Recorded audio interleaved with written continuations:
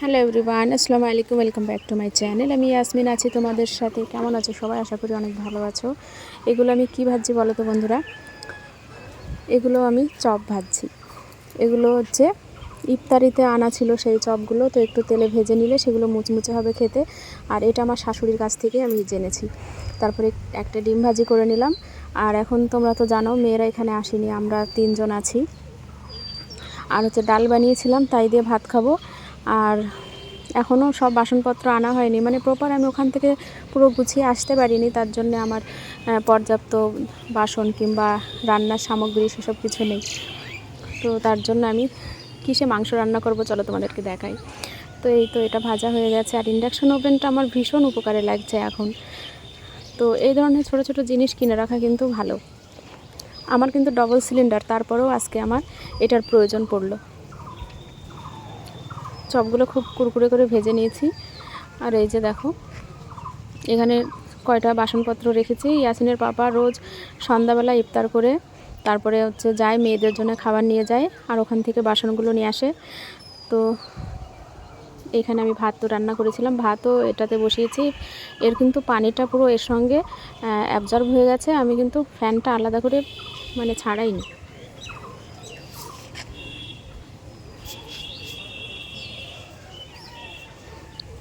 যেমনই হচ্ছে খাওয়াতে হচ্ছে।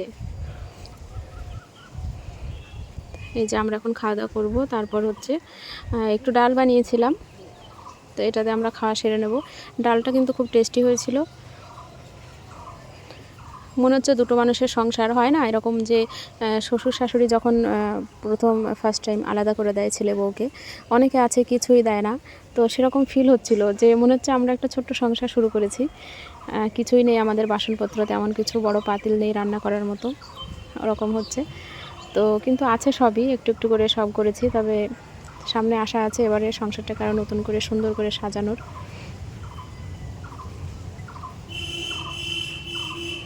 আর যেহেতু আলিশা নাসরিন আমার এখানে থাকছে না, এখানে ওদেরকে এনে রাখবো সেই পরিস্থিতি নেই।